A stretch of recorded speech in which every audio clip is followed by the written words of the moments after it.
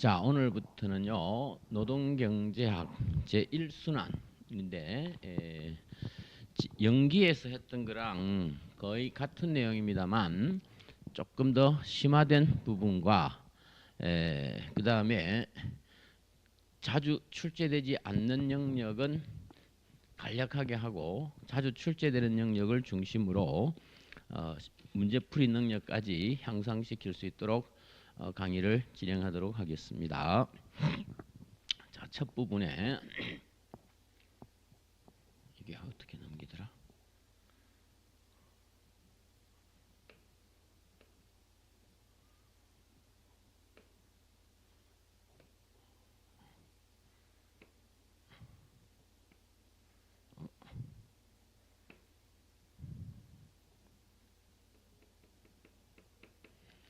자, 첫 번째 챕터.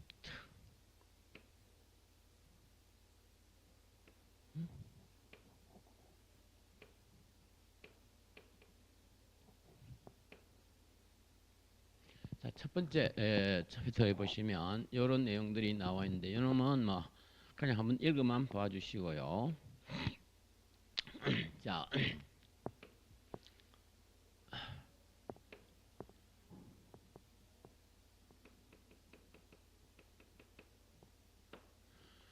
여기서 경제 주체, 노동시장의 주체라든가 이런 것도 읽어보시는데 여기서는 중요한 게 바로 이 최적화라고 하는 개념을 정확하게 이해를 할 필요가 있습니다. 자, 노동시장에 참여한 노동자들은 어떤 의사결정을 하느냐. 쉽게 말해서 자신이 노동시장에 노동을 공급해서 그 얻는 소득으로 재화나 이런 걸 소비를 해서 효용을 극대화하려고 하는 선택을 할 거다. 그래서 노동자들은 효용을 극대화하려고 할 거고, 그럼 기업은 노동자를 고용을 해서 뭘 원하느냐? 당연히 이윤을 극대화하려고 할 거다. 따라서 각 경제 주체들이 자신의 목적을 달성을 하기 위해서 이 자신의 목적을 극대화 혹은 극소화. 자, 기업의 경우에는 손실은 극소화하려고 할 거고 이윤을 극대화하려고 할 겁니다. 그죠? 이런 극대화 혹은 극소화를 하는 행위 자체를 최적화라는 표현을 사용을 한다. 자, 그러면 노동시장에서도 마찬가지로 노동자들은 효용을 극대화, 기업은 고용을 통해서 이윤을 극대화 이런 행위를 할 거다라는 겁니다. 그래서 최적화 행위를 한 결과 노동 공급 곡선과 노동 수요 곡선이 결정이 될 테고, 노동 수요 곡선과 노동 공급 곡선이 결정이 되면 그 노동 수요 곡선과 노동 공급이 딱 일치하는 이 수준에서 시장의 균형이 성립이 돼서 균형 임금과 균형 고용량이 결정이 되는 이런 형태를 나타냅니다. 자, 요놈은 오케이. 그렇게만 이해를 하시면 되겠고요. 이제 다음에 보시면 첫 부분에서 이 관계는 굉장히 중요합니다. 자, 노동시장하고, 즉 노동시장은 생산 요소 시장의 한 형태입니다. 우리가 생산 함수를 정의를 할 적에 노동과 자본을 사용을 해서 생산량을 만들어내는데, 이때 L 노동, K 자본 이쪽을 생산 요소라고 부르는데, 이 생산 요소 중에서 우리 노동 경제학이니까 이 L 이 부분을 살펴보려고 하는 거예요. 자, 그래서 재화시장, 즉 생산물 시장하고 생산 요소, 즉 노동 시장과의 관계가 어떤가를 파악을 해야 뒷부분에 노동 시장을 분석하는데 굉장히 도움이 된다. 그래서 먼저 여기 나와 있다시피 관계를 볼 텐데, 요소 시장은 바로 생산하는 과정에 투입되는 노동 혹은 자본, 토지는 요즘은 거의 분석을 안 합니다. 이 두 가지를 중심으로 생산 요소를 거래하는 시장을 요소 시장. 자, 그럼 이 요소 시장하고 생산물 시장의 관계를 보려고 합니까? 가게 혹은 소비자. 가게가 곧 소비자죠. 노동자이기도 하고요. 이 사람들은 재화시장에서는 재화를 구입해서 소비하는 소비자로 행동을 하지만 생산 요소 시장에서는 노동을 공급하는 행위를 합니다. 노동을 공급하는 행위를 한다. 재화는 수요를 하고 노동은 공급을 하는 이런 행동, 즉 한쪽 시장에서는 수요자로, 한쪽 시장에서는 공급자로 이렇게 행동을 한다는 겁니다. 이때 노동자들이 행동하는 원리는 역시 효용 극대화의 관점에서 행동을 합니다. 반면 기업은 재화시장에서는 공급자로 행동을 하고 요소시장, 노동시장에서는 요소에 대한 수요자로 행동을 한단다. 역시 이윤 극대화를 목적으로 행동을 한답니다. 이렇게 분석을 하면 재화시장과 요소시장의 관계를 파악이 가능한데요. 자, 이때 보세요. 기업이 그럼 왜 재화를 공급하냐라고 했을 때 기업은 요소를 왜 수요하냐 했을 때 기업은 이윤을 극대화하기 위해서 필요로 하는 생산물을 만들어내야 됩니다. 그 생산물을 만들어내기 위해서 필요로 하는 양만큼의 노동을 수요한다. 따라서 이 요소시장에서의 노동 수요 함수 요놈은 기업의 이윤 극대화를 위한 재화시장에서 행동으로부터 파생된 수요다 해서 이걸 파생수요라고 합니다. 노동시장의 요소 수요는 파생수요가 되는 거고요. 동일한 논리로 가게가 왜 노동을 공급하냐라고 봤을 때 바로 효용을 극대화하려면 재화를 소비를 해야 되는데 재화 소비를 위한 소득을 얻기 위해서 즉 효용 극대화를 위해서 파생된 공급이다. 이렇게 볼 수 있습니다. 따라서 재화시장과 요소시장의 관계는 파생 수요와 파생 공급으로 이루어져 있기 때문에 일종의 파생 시장이라고 볼 수가 있다. 이해됐죠? 자, 그렇다면 보세요. 기업이 자신의 이윤을 극대화하기 위해서 생산물의 양을 늘린다. 즉 생산물에 대한 수요가 증가할 경우에는 당연히 요소에 대한 수요도 증가하게 되어 있습니다. 반면에 생산물에 대한 수요가 줄면 생산량을 줄일 수밖에 없기 때문에 그때는 요소에 대한 수요를 줄일 수밖에 없다. 즉 이 수요 곡선 자체가 움직이는 이런 형태로 나타난다는 겁니다. 이게 생산물 시장과 요소 시장과의 상호 관계를 이해할 적에는 이렇게 해석을 하시면 되겠다는 거고요. 자, 그다음 여기에 나와 있는 이 부분은 그냥 한번 읽고 지나가시면 되는데, 자, 이 첫 부분 보세요. 여기에서 경제학은 분석을 할 때 모형을 설정을 해서 분석을 한단다. 너무 복잡하고 이 인과관계가 명확하지 않단 말이에요. 어떤 현상을 딱 봤을 때 인과관계가 확실하게 딱 드러난다면 굳이 복잡하게 모형을 설정할 필요는 없는데, 복잡한 현실 속에서 어떤 예를 들어서 주가가 올라간다 요즘같이, 그럼 주가가 왜 올라가지? 그걸 분석하려면 하나의 모형을 설정을 해서 그 모형 속에 여러 변수들을 포함을 시켜서 어떤 변수의 변화로 인해서 주가가 상승하는가 이런 관계를 파악하려고 하는데, 수식으로 만들어낼 수도 있고요, 그래프로 나타낼 수도 있고요, 그 외에 단순한 그림의 관계로 나타낼 수도 있습니다. 그래서 핵심적인 것은 변수를 설정해 가지고 이 복잡한 현실을 분석하기 위해서 변수를 설정을 해서 모형을 통해서 인과관계를 파악하려고 하는, 그 속에서 규칙성을 발견해낸다면 그게 하나의 이론으로 발전을 할 수 있다는 거죠. 자, 그래서 반드시 경제학은 모형을 통해서 분석을 하려고 한단다. 근데 뒷부분에 가보시면 아직도 모형까지는 하지만 이론화까지는 되지 않은 그런 팩트들, 경제 현상들은 많이 존재를 합니다. 그런 부분들은 앞으로 연구가 더 필요로 하는 그런 부분이라고 볼 수 있겠죠. 자, 그 다음에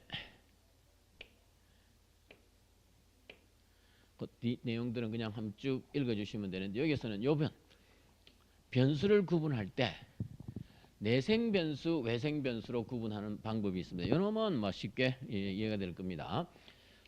외생 변수는 모형 외부에서 주어지는 변수입니다. 외부적 요인에 의해서 결정되는 변수를 말한다. 그에 반해서 내생 변수들은 변수들 간의 상호관계에 의해서 그 변수의 크기가 결정되는 이런 변수들을 의미한다는 거고요. 요거는 뭐 쉽게 해야 되지만 요거는 굉장히 중요합니다. 경제학에서 유량 변수냐 저량 변수냐라고 하는 개념인데요.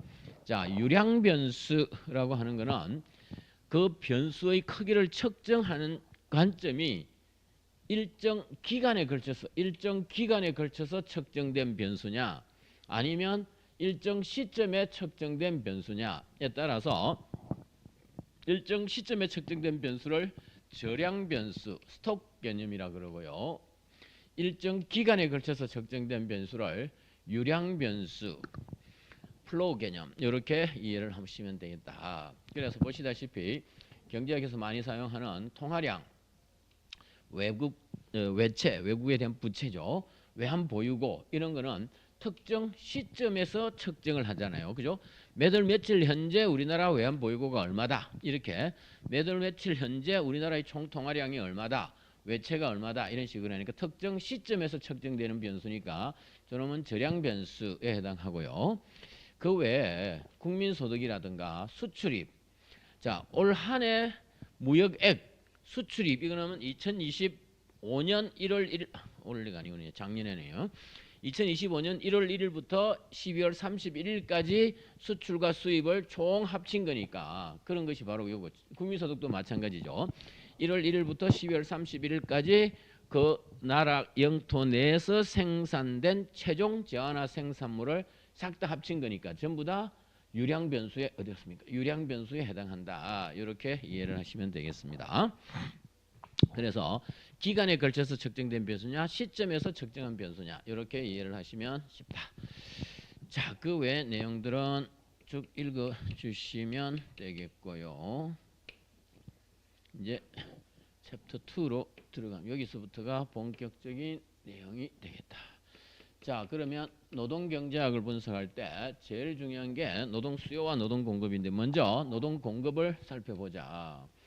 방금 앞에서 생산물 시장과 요소 시장의 관계를 통해서 노동의 공급을 결정하는 주체는 노동자가 자신의 효용을 극대화하기 위해서 필요로 하는 양만큼의 노동을 공급을 한단다라고 했었습니다. 자, 그래서 노동 공급을 보기에 앞서서 먼저 고용과 관련된 주요 지표들 이 부분들을 명확하게 해둘 필요가 있다 해서 첫 부분에 보시면 생산 가능 연령 인구 일반적으로 대문자 P로 나타냅니다. 자, 여기에 국가별로 조금 차이는 있습니다만 우리나라의 경우에는 중학교까지가 의무 교육이니까 중학교를 마친 15세 이상 만 15세 이상의 인구만 노동을 할 수가 있다 해서 생산 가능 연령 인구인데 정의는 바로 생산에 종사할 수 있는 사람들의 크기인데요. 일을 할 의사를 가진 경제 주체하고 즉 이런 사람들을 경제활동 인구 근데 15세 이상이 됐지만 일을 할 의사가 없는 사람 이런 사람들을 비경제활동 인구 이렇게 나누는데 일을 할 의사를 가진 사람들은 경제활동 인구라고 그럴까요? 의사가 없는 사람은 비경제활동인데 생산 가능 연령 인구 15세 이상 인구에는 이렇게 일을 할 의사가 있는 사람과 없는 사람이 있으니까 이 두 개를 합친 거, 즉 P는 L 더하기 N 요 관계가 항상 성립을 한답니다.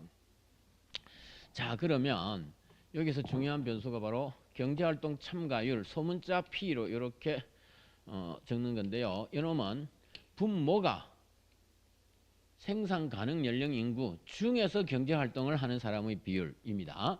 그래서 생산 가능 연령 인구 중에서 경제활동을 하고 있는 사람 이게 경제활동 참가율이니까 분모에 P가 들어가고 대문자입니다.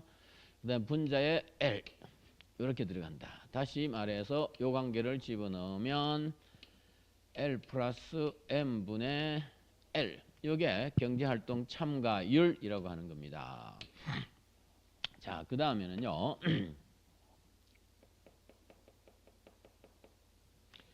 실업률.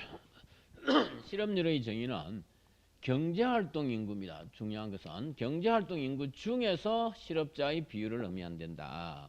자, 그럼 실업자하고 취업자는 어떻게 구분하느냐? 실업자냐, 취업자냐? 일단 실업자 더하기 취업자를 합친 게 경제활동 인구예요.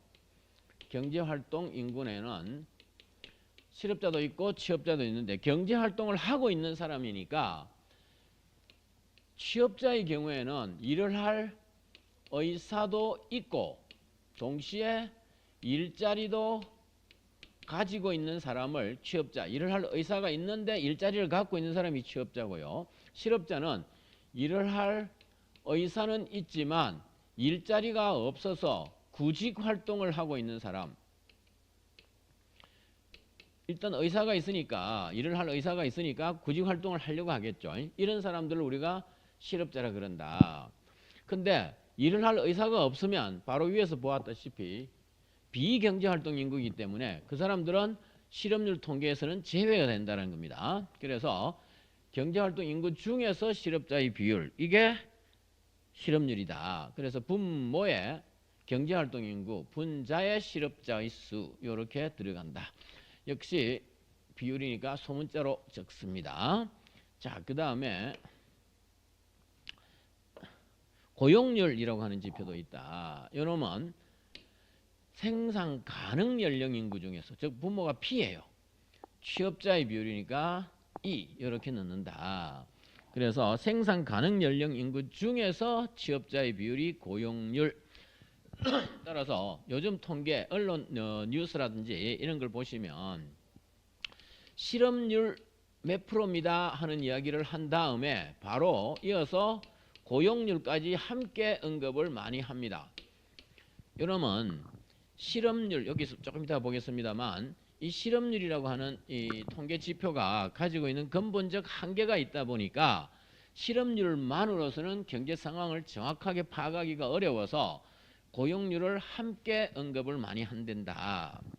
자, 그래서 이 실업률, 고용률, 경제활동 참가율, 이 세 지표 간에는 어떤 관계가 나타나느냐, 그걸 한번 살펴보자라는 겁니다. 자, 고용률, 이 통계부터 가지고 오면은요, 고용률은 경제활동 인구, 생산 가능 연령 인구 중에서 취업자의 비율 아니냐. 오케이.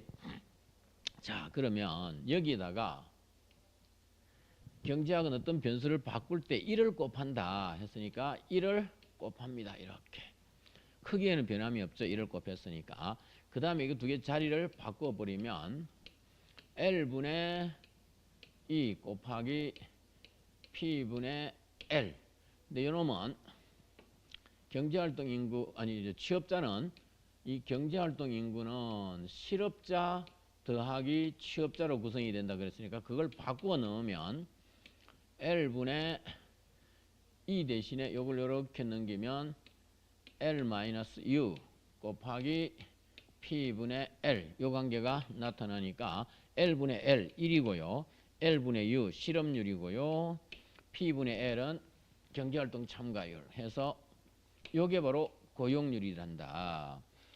해서 고용률과 실업률, 경제활동 참가율 요 세 변수 간에는 이런 관계가 관찰이 된다라는 겁니다. 그게 바로 요 놈입니다. 이해됐죠? 자, 요거 조금 이따 다시 한번 더 보기로 하고요. 우선 조금 전에 말씀드렸다시피, 아니 그럼 실업률 통계만 하면 되지 왜 세 변수까지 다 고려해야만이 경제 상황을 정확하게 파악할 수 있냐 했을 때, 바로 이 실업률 통계가 가지고 있는 문제점이 있다 해서 첫 번째, 이 실업률 통계의 성격상의 한계점이 명확하게 드러난다. 자, 성격상 한계 중에 첫 번째는 바로 이 실업률은 주관적이고 심리적 요인에 의해서 영향을 받는단다. 이게 무슨 소리냐? 조금 전에 경제활동 인구냐 비경제활동 인구냐 이걸 합쳐서 생산 가능 연령 인구 이렇게 했는데 이 두 개를 구분하는 기준이 일을 할 의사가 있냐 없냐였습니다. 근데 일을 할 의사가 있는지 없는지는 심리적 요인에 의해서 결정이 되는 것일 뿐만 아니라 주관적 개인에 따라서 다르다는 겁니다. 자, 그런 문제가 존재한다. 구직 의사, 바로 일을 할 의사가 있냐 없냐. 그러다 보니까 일을 할 의사가 있음에도 불구하고 실업자로 안 잡히거나 일을 할 의사가 없는데도 불구하고 실업자로 잡히거나 이런 문제까지 나타날 수가 있으니까 경제 상황을 정확하게 파악하기가 매우 어렵다라는 겁니다. 자, 그래서 그 대표적인 예가 바로 실망 노동자라고 하는 이 존재인데요. 실망 노동자, 이게 뭐냐? 분명히 일을 할 의사가 있었어요. 일을 할 의사를 갖고 있어가지고 지금 구직 활동을 열심히 하고 있었습니다. 근데 지금 경기가 좋지를 않아. 경기 침체기야. 그러니까 여러 군데 이력서를 막 내고 했는데도 잘 뽑아주지를 않으니까 너무 힘들다. 그럴 바에는 차라리 경기가 좋아질 때까지는 그냥 쉬자. 그래서 이 경기 침체기에 구직 활동의 의사를 꺾는 사람이 있어. 잠깐 쉬자. 이러면 잠깐 쉬자 하는 순간 일을 할 의사가 없어지는 거니까 이 사람은 경제활동 인구에서 비경제활동 인구로 바뀌어 버립니다. 경제활동 인구에서 비경제활동 인구로 바뀌어 버려요. 따라서 이 사람은 실업자가 아니게 되는 겁니다. 그래서 실망 노동자가 증가를 하게 되면 그런 사람들이 늘어나면 보세요. 실업률 통계를 볼 겁니다. 실업률 통계가 U 플러스 2분의 U 이렇게 되는데 실망 노동자가 한 명이 딱 생기면 여기가 마이너스 1이고요. 여기도 마이너스 1이에요. 2는 불변이니까. 그럼 이 관계를 이거 보세요. 분모 분자를 전부 다 U로 나누어 버리면 분자는 U분의 U 하니까 1이고요. 분모는 U분의 U 하니까 1 더하기 U분의 2 이렇게 되는데 보셨다시피 U가 한 명이 작아졌어. 이게 마이너스 1이 됩니다. 그래서 실망 노동자가 증가를 하게 되면 U분의 2 분모에 있는 U분의 2 이게 분모가 작아지는 거니까 커지고요. 그렇게 되면 1 플러스 2분의 U 이 분모 전체가 커집니다. 그랬더니만 실업률이 내려가는 분모가 커졌으니까 실업률이 내려갑니다. 경제 상황은 아무것도 안 바뀌었어요. 이 사람들이 심리적으로 나 그냥 놀고 싶어 그냥 경기 침체기에 이렇게 한 딱고 심리 상태만 바뀌었는데 실업률이 바뀌어 버리는 이런 결과로 나타나니까 이 실업률 통계라고 하는 게 경제 상황을 정확하게 파악하기 힘들다. 쉽게 말해서 실망 노동자가 몇 명인지 어떻게 알고 실업률을 어떻게 통계를 낼까 하는 부분입니다. 자, 그런 부분이 있어서 이게 문제란다. 두 번째로는요. 고용의 질적 측면. 이걸 실업률 통계는 반영을 못한다. 자, 이게 뭔 소리냐. 자, 어떤 사람들은 풀타임 잡, 다시 말해서 아침 9시부터 저녁 6시까지 정규직으로 쭉 근무를 하는 사람도 취업자 한 명. 그런가 하면 우리나라 실업률 통계는요. 4주간으로 통계를 잡습니다. 4주, 즉 통계를 작성하는 4주 동안에 유급 노동을 1시간이라도 하면 그 사람은 취업자로 간주가 됩니다. 쉽게 말해서 풀타임 잡을 한 사람도 취업자 한 명. 24시간 동안이 아니고요. 4주 동안 딱 1시간만 유급 노동을 한 사람도 취업자 한 명. 근데 그 노동의 질은 완전히 다르잖아요. 풀타임 잡인데 그것도 이쪽은 파트타임 중에서도 딱 1시간만 일을 했어. 이런 사람도 취업자로 간주되기 때문에 이 고용의 질적 측면 이게 아예 반영이 되지 못한다. 그러니까 실업률 통계가 경제 상황을 정확하게 반영하기는 어렵다. 이런 문제가 있다라는 게 하나고요. 자, 그 다음에 두 번째 문제로는요. 측정상의 한계다 해서 자, 이게 과소 측정, 실제보다 작게 측정이 되거나 실제보다 크게 측정이 되는 과다 측정 이런 문제가 있다. 자, 조금 전에 보셨던 심리적 영향을 받는다라고 했던 부분에서 실망 노동자, 달리는 구직 단념자라고도 합니다. 이런 사람들이 생기면 이 사람들은 비경제 활동 인구가 돼버린다. 그럼 조금 전에 봤다시피 실망 노동자가 증가를 하니까 U의 크기가 작아지면서 실업자의 수입니다. 실업자의 수 대문자요 이거. 대문자. 실업자의 수가 작아지면서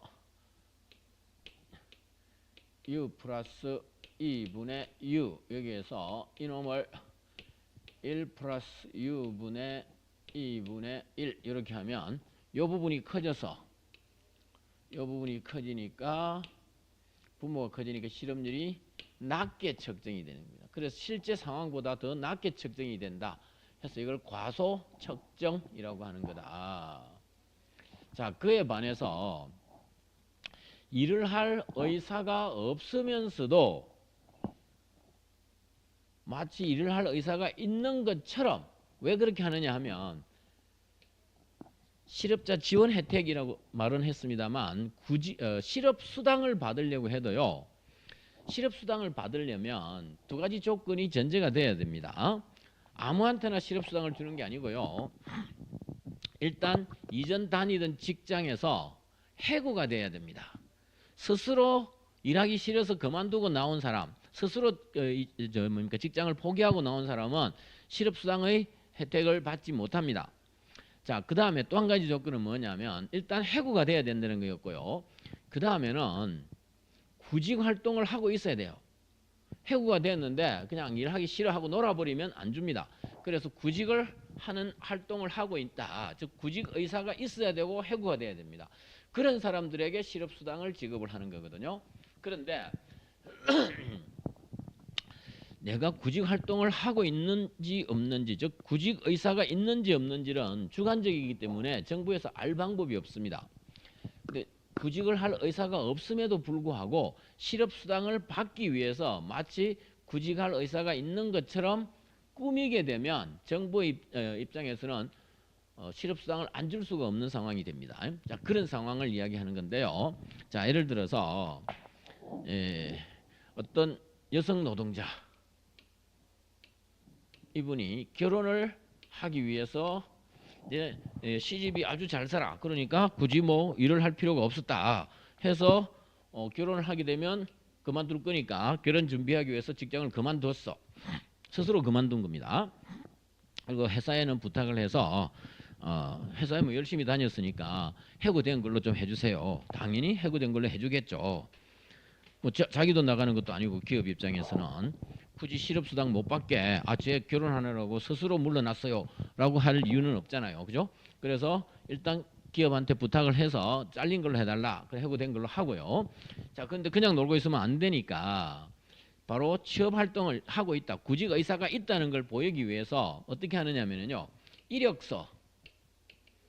이 이력서를 인터넷상에서 몇 군데, 월 2군데 이상 제출을 하면 구직 의사가 있구나 이렇게 간주합니다. 그래서 이메일 여기에서요. 여기에 이력서 제중 해가지고 하는 그 컴퓨터 화면이 있죠. 그걸 스크린샷으로 찍어서 2개를 보내면 됩니다. 구청으로. 그러면 구청 고용과에서 그걸 확인한 다음에 이 사람은 구직할 의사가 있구나 해서 실업수당을 주는 거예요. 그래서 이분은 결혼을 하기 위해서 그만뒀기 때문에 굳이 뭐 구직 활동을 안 해도 되는데 실업수당을 받고 싶다. 그러면 이력서를 남편 회사로 보내는 거야. 그럼 남편이 그걸 받는 그 장면을 찍어서 넘겨주는 거예요. 자, 그러면 이 사람은 분명히 일을 할 의사가 없기 때문에 실업자가 아님에도 불구하고 일을 할 의사가 있는 것으로 위장을 한다는 소리거든요. 자, 그럼 보세요. 구직할 의사가 없기 때문에 사실은 이게 실업자가 아니에요. 비경제활동인으로 빠져야 되는데 구직할 의사가 있는 것으로 위장을 했기 때문에 여전히 실업자로 남아있게 되는 겁니다. 그러니까 이 관계에서 사실은 이게 작아져야 됨에도 불구하고 U가 실업자가 아닌 걸로 빠져야 됨에도 불구하고 이게 여전히 실업자로 늘어나는 겁니다. 취업자 얘기가 없어지고요. 하나 없어지죠. 그 다음에 여기가 한 명 늘어나는 거예요. 그죠?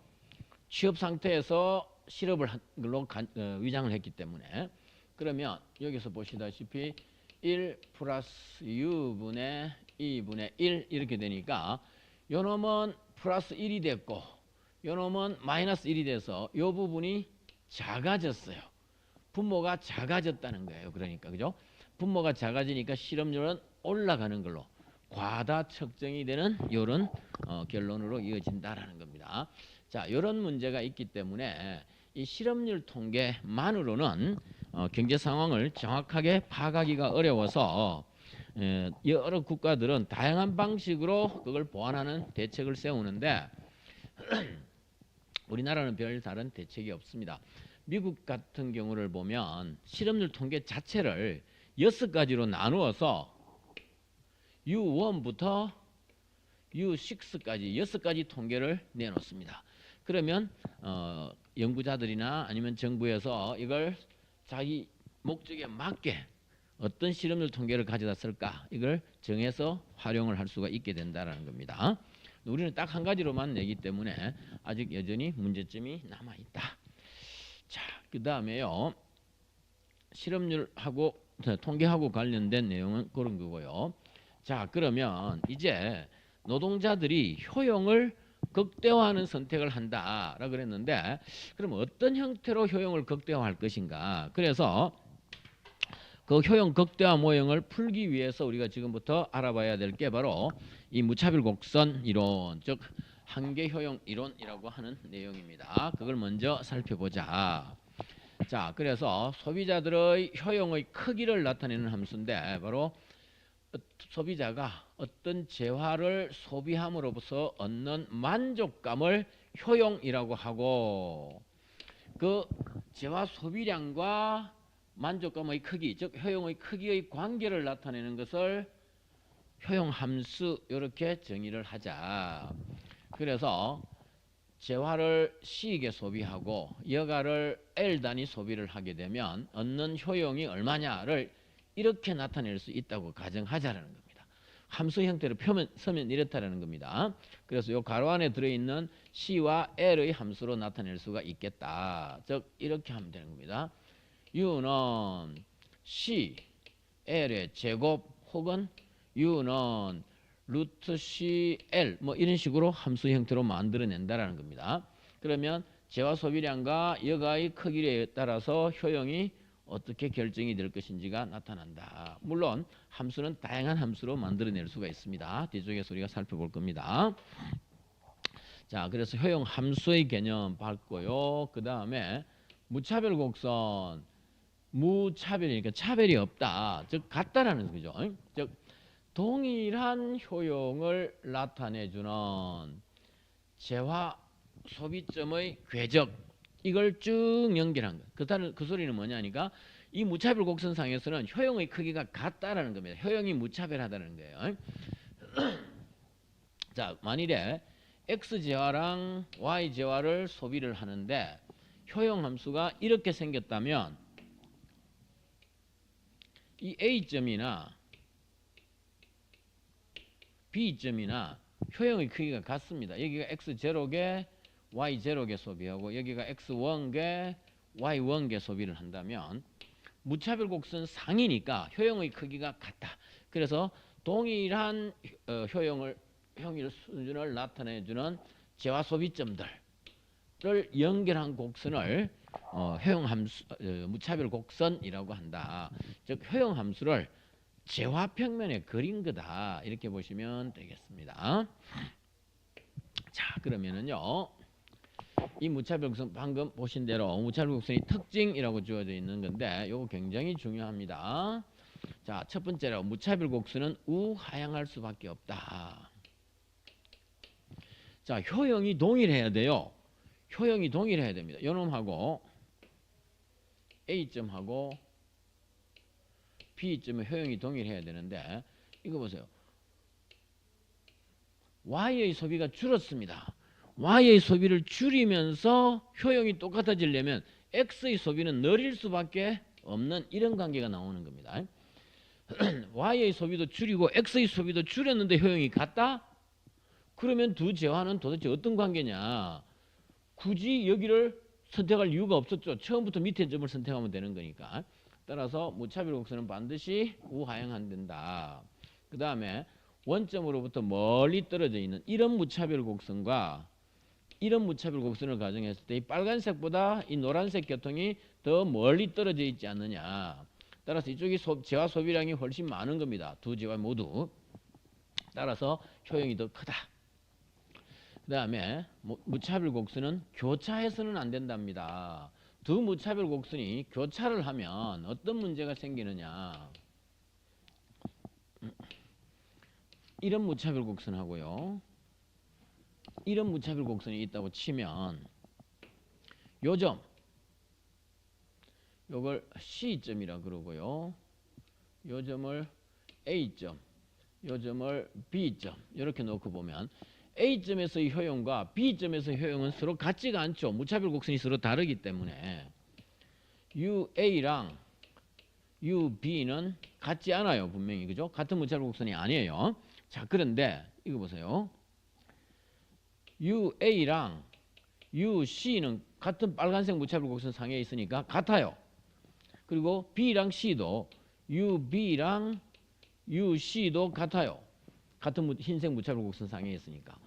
그러면 UC, UC니까 이거 두 개도 같아야 되는데 같아야 되면 이게 겹치면 겹쳤지 교차를 할 수는 없다라는 겁니다. 그래서 서로 다른 두 무차별 곡선은 교차해서는 안 된다. 교차하게 되면 이런 이상한 관계가 같기도 하고 다르기도 하고 이런 관계가 말도 안 되는 관계가 나타난다는 겁니다.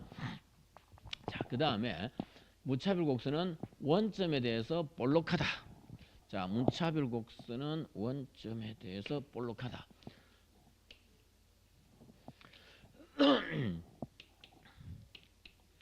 이런 관계를 나타낸다. 원점에 섰을 때 이렇게 불룩하게 나와 있어야 된다. 자, 이러면 만일에 무차별 곡선이 이런 관계라면 사실은 이게 표준적인 무차별 곡선을 의미합니다. 이런 무차별 곡선도 있을 수는 있어요. 있을 수는 있는데 이건 재화의 관계가 두 재화 중 적어도 한 재화 이상이 비재화인 경우입니다.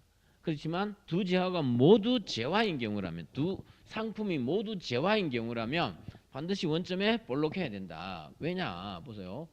이 점하고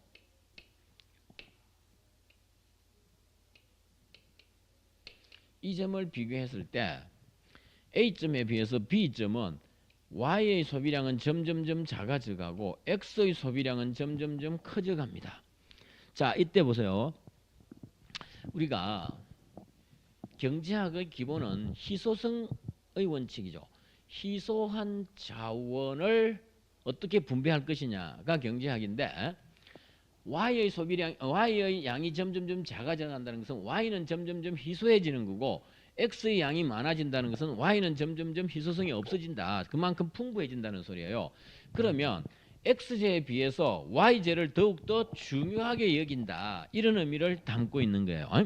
쉽게 말해서 X제 하나랑 교환되는 Y제의 양을 놓고 봤을 때 A점에서는 X제 하나랑 교환하는 Y제가 많아. 근데 B점까지 오면 X는 많아지고 Y는 적어졌으니까 X제 하나랑 교환되는 Y제의 양은 점점 줄여나간다라는 겁니다. 바로 그 두 제화 간의 교환 비율,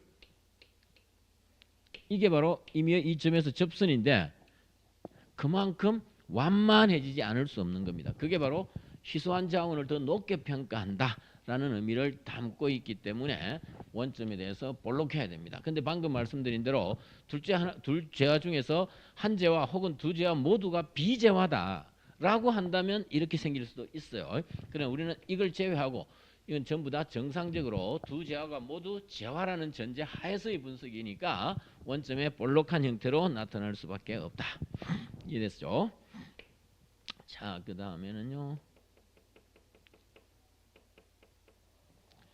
자, 무차별 곡선의 기울기, 방금 말씀드렸던 그거랑 이 마지막 부분의 볼록한 이유랑 같은 개념인데요.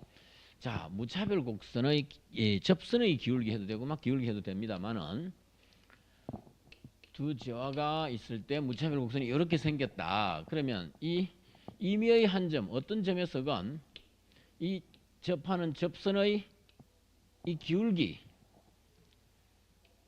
이놈은 동일한 이 점이나 이 점이나 효용 수준이 같아요. 그래서 동일한 효용을 유지하면서 이쪽에 여가로 치고요. 이쪽을 뭐라고 해놨죠? 소비라 그래. 재화. 그냥 뭐 C. 그래서 동일한 효용을 유지하면서 여가를 한 단위 더 소비하기 위해서 포기해야 하는 다른 이 재화의 단위수, 양을 의미한다. 따라서 요 값이 일정하다면 이쪽은 점점 작아지니까 귀중해지는 거야. 그래서 그 교환 비율, 요걸 의미하는데, 단 이건 누가 정하느냐? 그 소비자의 주관적 교환 비율이다. 그래서 소비자의 주관적 교환 비율이기 때문에 이쪽에 여가를 L이라고 잡고 이쪽을 재화를 C라고 잡으면 이렇게 된다는 겁니다. 여기를 L축,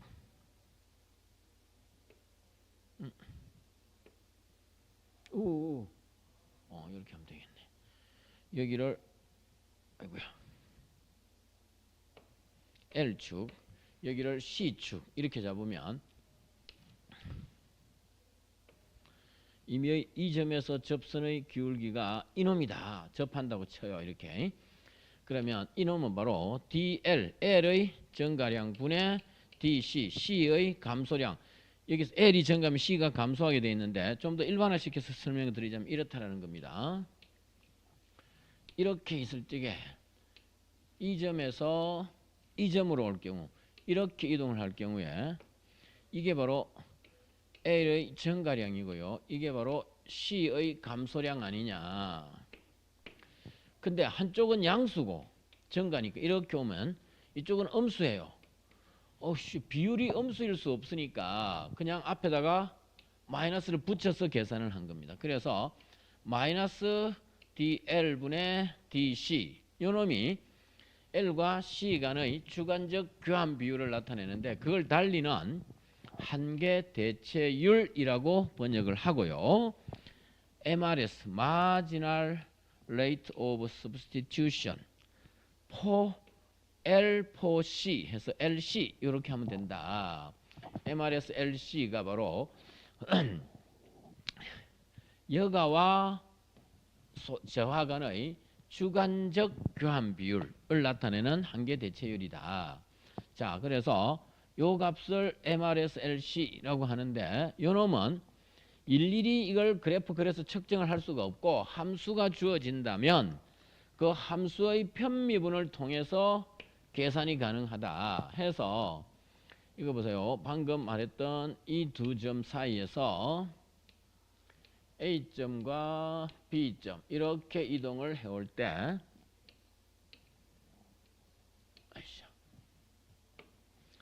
이게 DL이었고요. 이게 DC인데 MRS LC 이놈이 마이너스 DL분의 DC 이게 바로 이 두 점을 잇는 직선의 기울기 즉 이 DL이 아주 작게 하면 바로 이 점에서 이 접선의 기울기가 되는 겁니다. 자, 이 관계에서 효용함수를 우리가 이렇게 정의를 했을 때 L과 C를 통해서 효용의 크기를 정하는 이런 효용함수를 정의하면은 A점에서건 B점에서건 효용은 같죠. 무차별 곡선 상이니까 효용의 변화는 없습니다. A에서 B로 갔을 적에 효용의 변화분 이놈은 0입니다. 안 바뀌었다는 거죠. 같은 무차별 곡선 상이니까. 그런데 이거 보세요. L의 소비량이 바뀌었어요. 그래서 L 한 단위가 바뀌어서 효용의 변화가 나타납니다. L 한 단위가 바뀔 때 효용이 얼마 바뀌었을 거라고. 근데 L의 변화량이 DL 단위예요.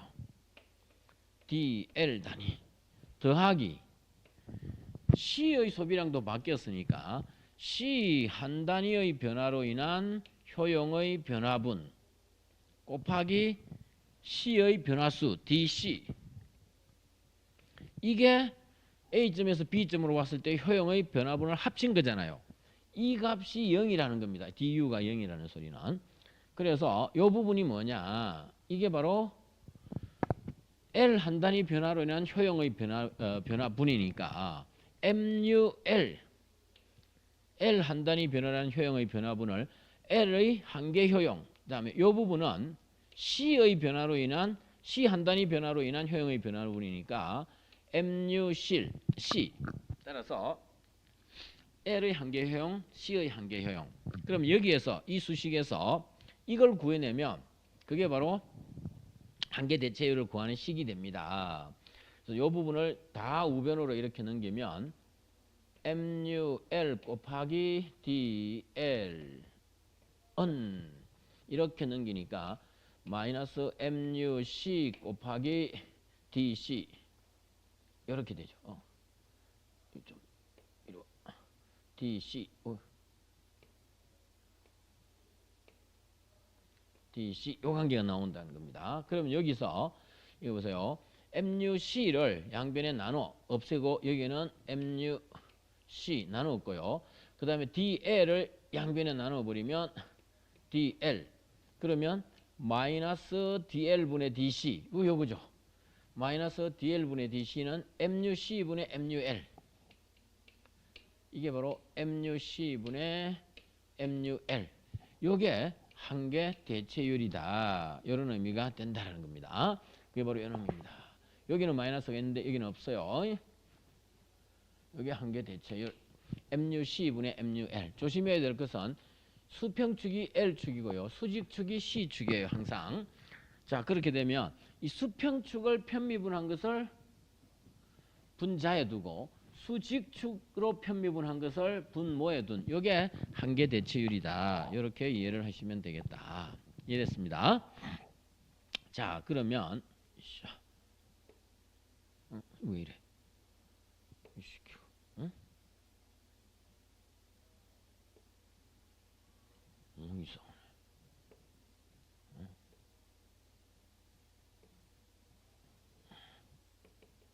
이렇게 움직였네. 이거는 어떻게 움직이자? 오케이. 자, 여기서 보세요. 마지막 이 부분인데 이 한계 대체율이 크냐 작으냐라고 했을 때 한계 대체율이 크다라고 하는 의미는 어떤 의미냐? 한계 대체율이 크다. 즉 한 단위의 여가 한 단위를 포기하기 위해서 더 많은 재화로 보상받아야 된다. 이 부분 보세요. 여가 한 단위를 줄이면 동일한 효용을 유지하기 위해서 재화를 더 많이 소비를 해줘야 된다. C의 변화분이 더 커야 된다. 이런 의미가 된다. 이해됐습니다. 자, 그렇다는 소리는 여가 한 단위가 교환되는 재화의 양, C의 양이 더 많아진다는 거니까 여가를 더욱더 중요하게 여긴다. 여가에 대한 선호도가 더 크다. 이런 의미가 된다는 겁니다. 앞에서 말씀드린 대로 바로 희소해진 여가에 대한 희소해진 여가를 더욱더 중요시 여기고 많아진 저거는 뭐죠? 재화 C를 덜 중요하게 여긴다. 이런 의미를 포함하고 있는 거다. 자, 이게 효용 함수하고 무차별 곡선. 그 다음에 무차별 곡선의 접선의 기울기를 구하는 법 봤습니다. 무차별 곡선의 접선의 기울기. 이는 꼭 기억을 해두시라. 자, 그 다음에 예산제약선이라고 하는 개념인데요. 예산식 혹은 예산제약선. 왜 이래?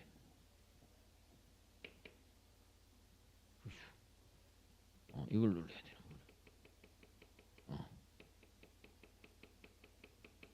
되는구나. 자, 이놈은 뭐냐? 소비자들이 효용을 극대화할 때는 바로 무턱대고 효용을 극대화하는 것은 아니다. 주어진 제약 하에서만 효용을 극대화할 수 있는 겁니다.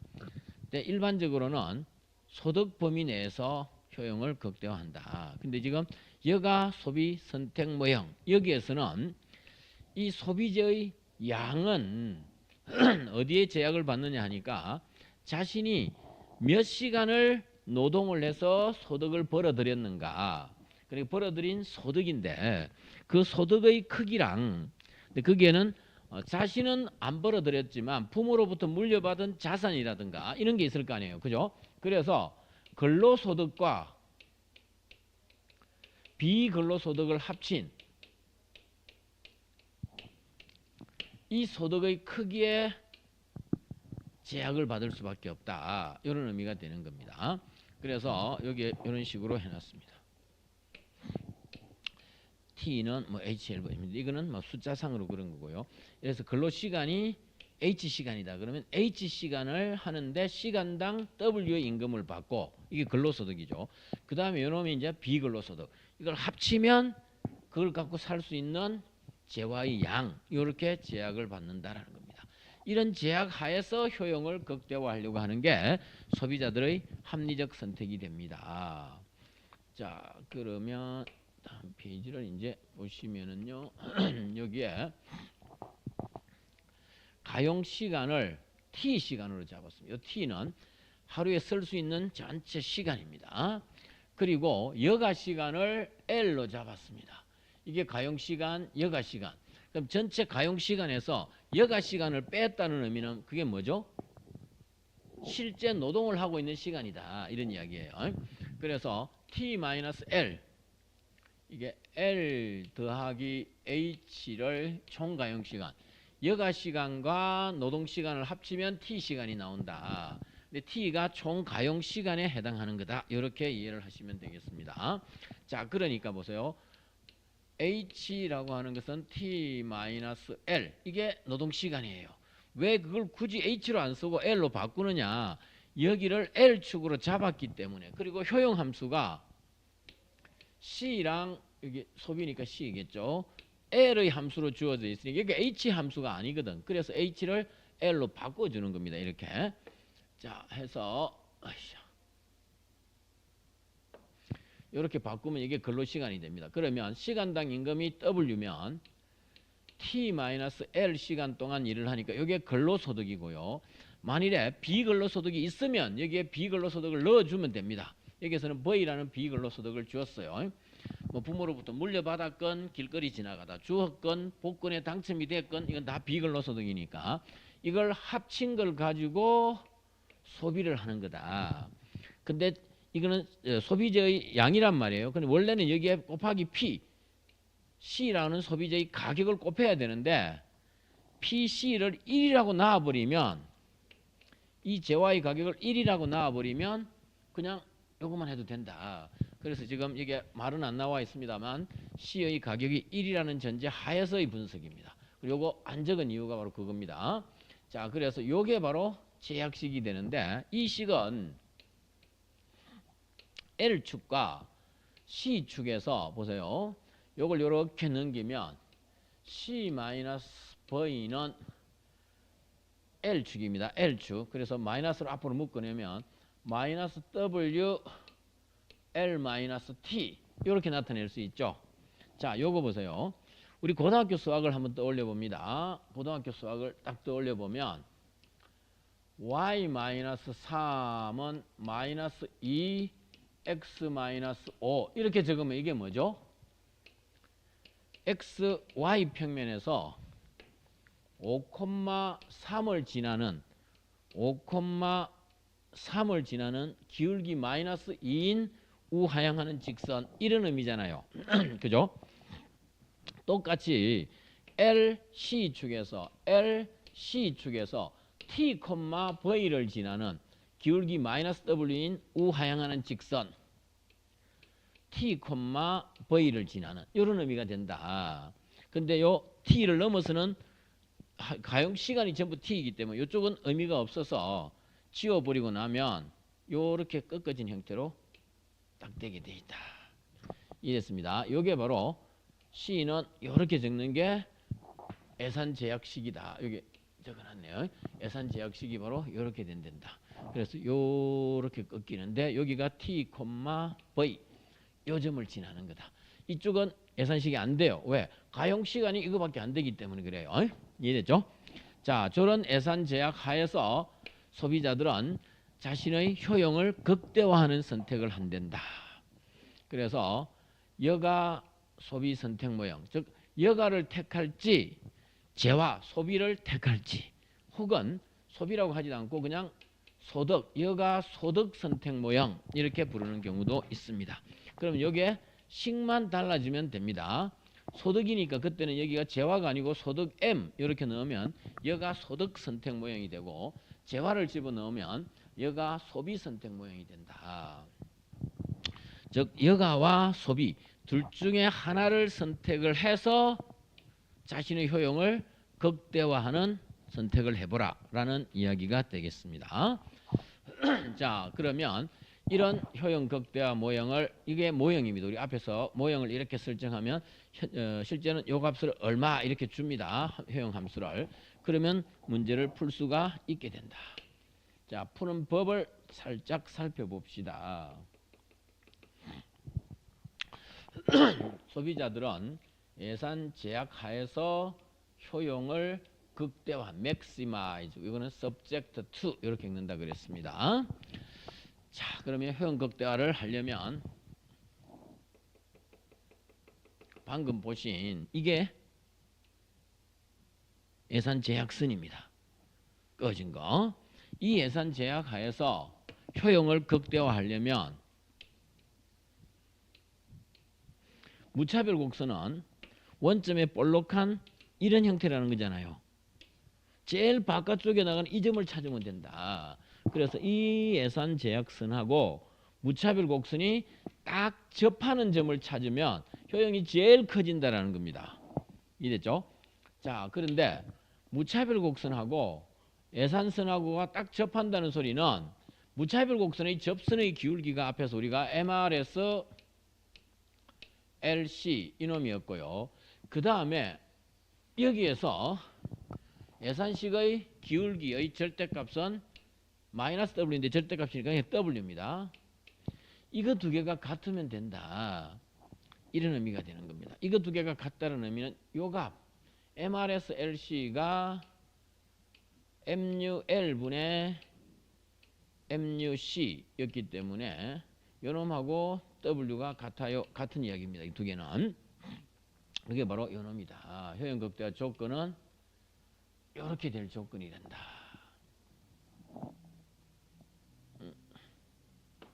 그럼 요게 또 어떤 의미냐? 요놈은 1분의 요놈 의미잖아요. 그래서 요놈하고 요놈을 바로 바꾸면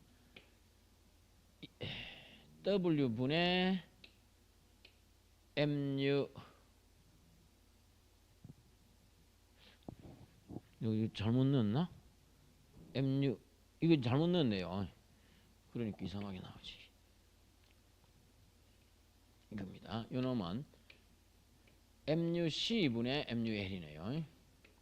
이놈이 W랑 같을 조건. 요놈이 1분의 이렇게 되니까 이제 요거 두 개 자리를 바꾸면 W분의 MUL은 1분의 MUC 요 조건하고 같다. 그래서 변경을 시키면 이렇게 된다. 이해됐죠? 자, 요번은 어떤 의미냐? 이거 보세요. 임금 1원당 한개 효용. 여가의 이쪽은 보세요. 소득 1원당 재화의 한개 효용. 즉 여가 1원어치의 한개 효용과 재화 1원어치의 한개 효용이 같아지는 수준에서 효용이 극대화됩니다. 라는 의미를 담고 있다라고 하는 게 이 효용 극대화 조건식이 된다. 주로 이걸 많이 활용합니다. 이쪽은 그냥 의미상 그렇다는 의미고요. 자, 그런데 여기서 이제 한 가지 조심해줘야 될 거는요. 이거 보세요. 요 놈은 앞에서 봤다시피 그 소비자의 주관적 교환 비율이었습니다. L과 C 간의, 즉 여가와 재화 간의 주관적 교환 비율이었는데 반해서 요 놈은 뭐죠? 시장에서 결정되죠. 임금률을 내 마음대로 결정할 수는 없잖아요. 그죠? 시장에서 임금이 결정이 되는 겁니다. 따라서 시장에서 결정됐다는 소리는 객관적 교환 비율인 겁니다. 그래서 달리 보면 주관적 교환 비율과 객관적 교환 비율이 일치할 때 효용 극대화가 달성이 된다. 이런 의미도 담고 있다. 어찌됐건 효용 극대화 모형은 이렇게 적고 바로 효용 극대화 조건을 적으면 이렇게 돼서 이 효용 함수를 MUC분의 MUL은 W라고 하는 걸 이용해서 바로 요 점을 딱 찾아낼 수가 있다라는 겁니다. 효용 극대화라는 개념은 이런 의미다. 찾는 방법까지 살펴봤습니다. 자, 그 다음에요.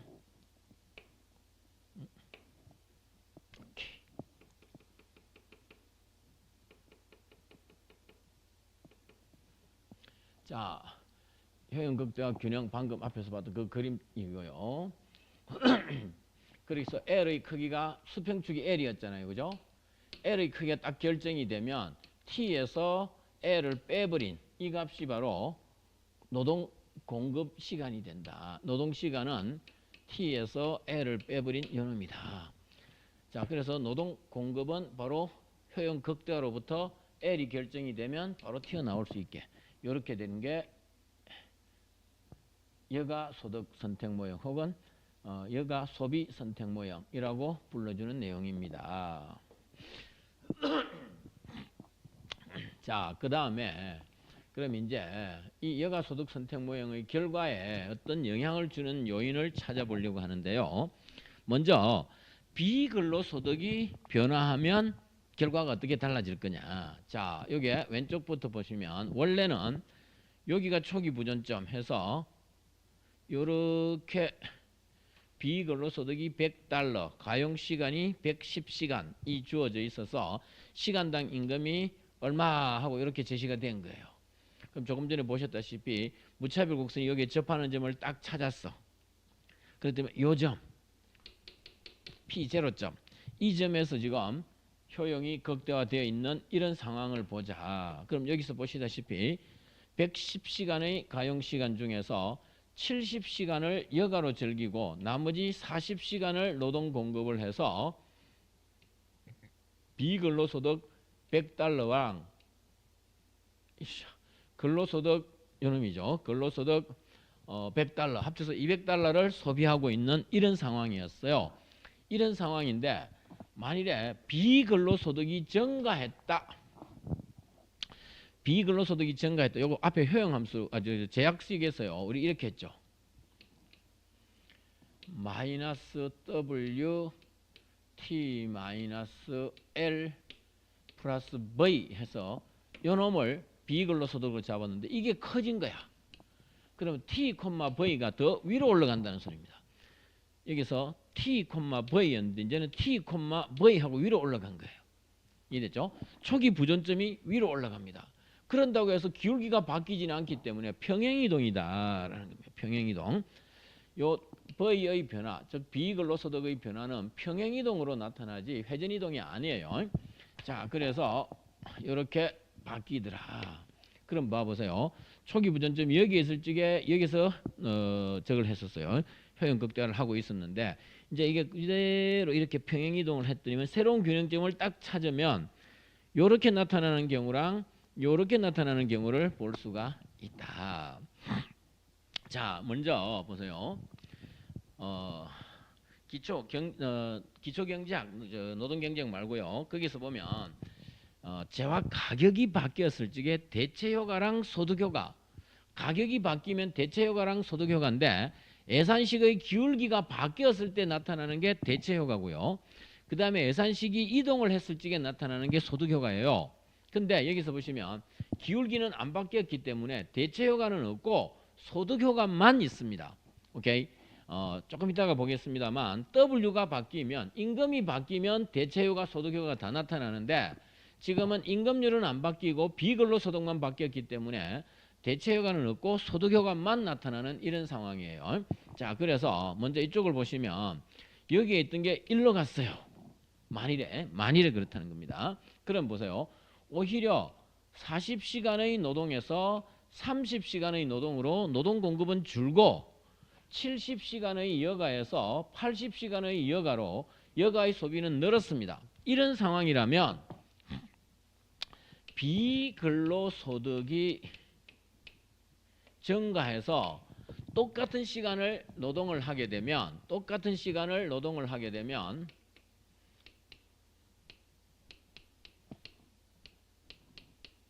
여기에서 요게 커진 상황이기 때문에 요 시간이 똑같다면 전체의 크기가 커진 거예요. 그죠?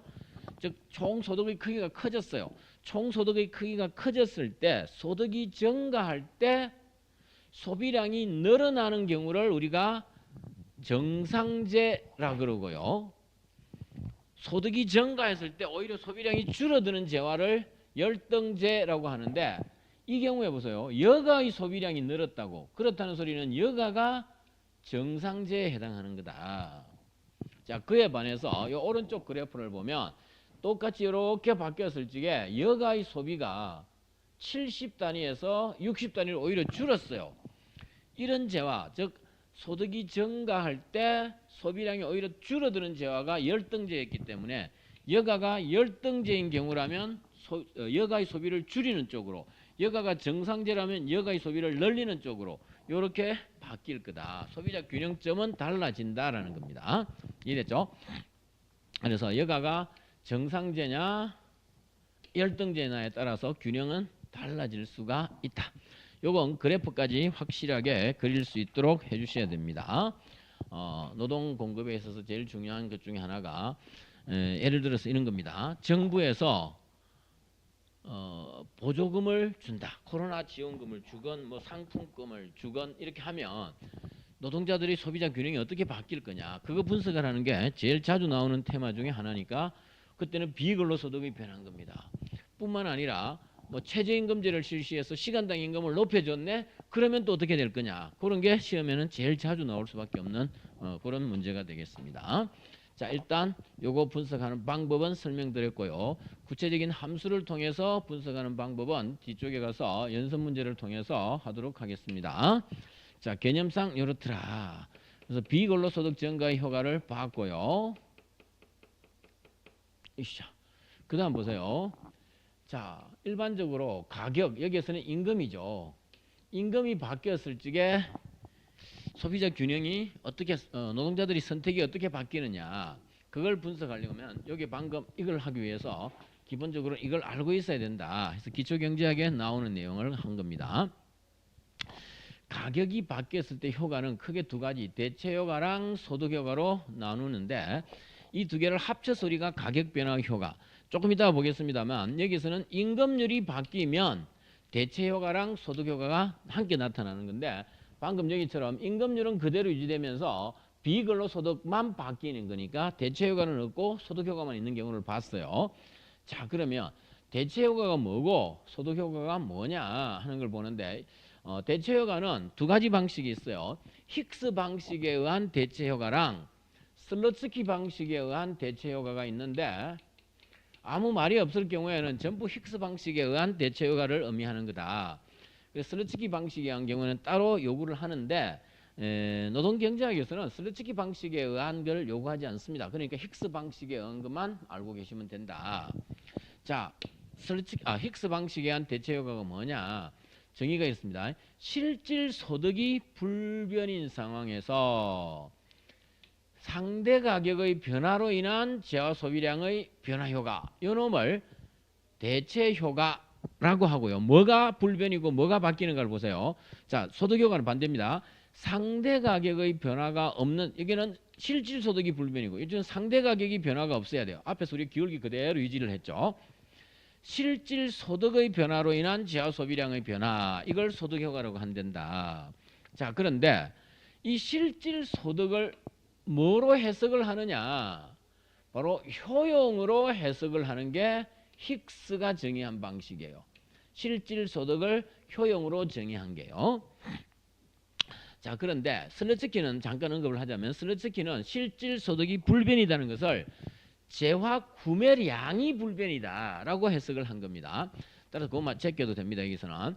그래서 효용이 불변이다. 그건 동일한 무차별 곡선 상에 있다. 이런 효용이 불변이니까 동일한 무차별 곡선 상에 있다. 이런 의미가 되는 겁니다.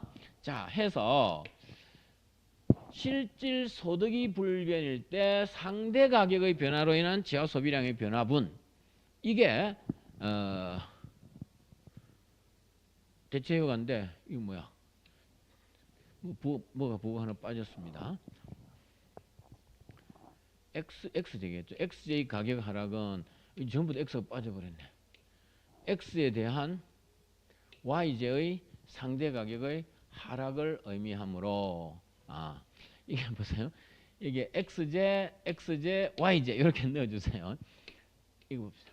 py분의 px 이게 상대 가격이잖아요. 두 제화가 주어졌을 적에 이때 xj 가격이 이렇게 하락을 하면 py분의 px는 작아진다는 겁니다. yj 상대 가격의 하락을 의미하므로 재화의 소비를 증가시키고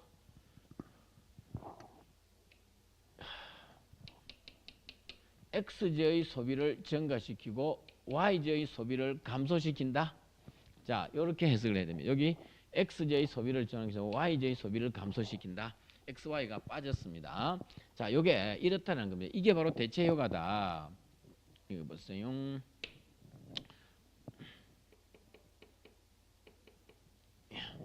여기다가 그래프를 이렇게 그려 놓으면 xj랑 yj가 있어서 이게 계산식이고요. 여기에서 이렇게 효용 극대화를 했어요. 그럼 요점 아니냐. 그래서 원래 y0에 x0에 해서 효용이 u0 이렇게 있는 상황이에요. 자, 그런데 xj 가격이 하락을 한 겁니다. px가 하락을 했어. 자, 원래 재화의 효용 극대화 모형은 maximize u xy 앞에서 우리는 여가와 소비 이렇게 했는데 이건 두 재화만을 소비하는 상황이니까 xj랑 yj를 소비하는 상황을 가정을 하면 이렇습니다. subject to 예산식은 xj 가격 곱하기 xj 소비량 yj 가격 곱하기 yj 소비량의 합이 내 소득. 따라서 x에 대한 지출액과 yj에 대한 지출액을 합쳐서 내 소득의 범위 내에서 내 효용을 극대화시키자 하니까 py분의 px가 이 예산식의 기울기고요. 이놈의 무차별 곡선의 접선의 기울기가 mrs니까 mrs xy랑 py분의 px가 같을 조건. 그게 바로 딱 요점인 겁니다. 자, 여기에서 지금 효용을 극대화하고 있는 상황인데 이제 x의 가격이 하락을 했다. 이게 완만해졌다는 겁니다. 완만해졌는데 yj의 소비량은 여기 보세요. 이 돈으로 x를 하나도 안 사고 전부 y만 사면 yj의 소비량은 똑같아요. yj만 다 구입할 때 여기는 같다고. 근데 이제 보세요. x의 소비량은 이 소득으로서 전부 살 수 있는 x의 양은 늘어납니다. 그래서 기울기가 이렇게 완만해진다는 겁니다. 이때 보세요. 대체 효과라는 게 뭐냐면 실질 소득이 일정하니까 U가 똑같아야 돼요. 실질 소득이 효용이 불변이라고 해석을 했으니까. 그래서 이 흰색이 요 노란색의 무차별 곡선에 접하도록 이렇게 끌고 오면 이 점에서 새로운 요점으로 옮아간 요거 이 재화 소비량의 변화분이 대체 효과다. 보시다시피 동일한 무차별 곡선 상이니까 효용이 불변인 상황에서 재화의 상대 가격이 파란 거에서 흰 것으로 바뀌었잖아요. 이 바뀐 걸로 상대 가격의 변화로 인한 재화 소비량의 변화분 요게 바로 대체 효과다. 요게 대체 효과고요. 자, 그다음 봐보세요. 소득 효과는 이게 XY가 다 빠져 있네. XJ 가격 하락은 동일한 명목 소득으로 이전에 구매할 수 없었던 상품 묶음을 구매할 수 있다. 이 소리는 더 많은 X의 가격이 하락했으니까 이 동일한 소득으로 X만을 구입을 한다면 더 많은 X를 살 수 있다. 이런 의미예요. 없었던 상품을 구매할 수 있게 되고 이는 소비자의 실질 소득이 증가했다. 재화를 더 많이 살 수 있으니까 실질 소득이 증가했다. 따라서 이게 바깥쪽으로 이렇게 평행이동하게 되는 겁니다. 흰색에서 흰색으로. 이 변화로 인한 소비량의 변화분 이걸 말하는데 그러면 이 노란색의 무차별 곡선이 이게 바깥쪽으로 이렇게 이동할 거 아니냐. 그럼 새로운 균형점은 여기겠네. 요 값 요렇게 이동한 요걸 소득효과 이렇게 부른다. 따라서 재화 소비량 변화 효과는 대체 효과 즉 소비량 변화는 가격 효과는 대체 효과와 소득 효과 요렇게 간 효용이 일정할 때 재화의 상대 가격의 변화로 인한 소비량 변화분과 상대 가격이 일정할 때 흰색 상대 가격이 일정할 때 무차별 곡선 즉 실질 소득의 변화로 인한 소비량의 변화분을 합친 이게 바로 가격 효과다라는 이야기입니다. 이랬죠? 자, 그런데 조금 전에 우리가 앞에서 봤다시피 여가가 열등제냐 정상제냐에 따라서 여기 보세요. 지금 실질 소득이 이렇게 증가했을 때 X의 소비량이 늘었죠. 그건 X가 정상제라는 소리예요. 만일에 X가 여가처럼 열등제라면 오히려 실질 소득이 들면서 증가하면서 X의 소비량이 줄어야 되는 이쪽에 요놈보다도 더 왼쪽에 이렇게 균형이 나타나야 되는데 열등제냐 정상제냐 그렇게 구분한다라는 겁니다.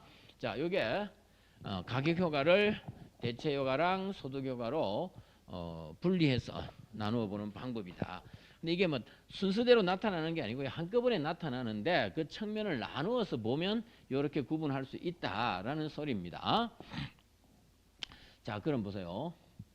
결론적으로 이 두 개를 비교해 보면 대체 효과는 상대적으로 저렴해진 사진 물건을 값싼 물건을 더 많이 즉 X의 가격이 하락을 했으니까 X의 소비량을 더 많이 상대적으로 비싸진 YG의 소비량은 더 적게 이렇게 소비하는 것이 대체 효과고요.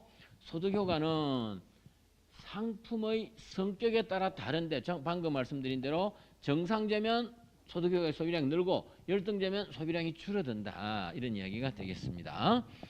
자, 그래서 가격 효과를 대체 효과와 소득 효과로 구분해서 나타내는 방법을 살펴봤습니다. 그 다음에는요 뒤에 보면 이거 뭐야?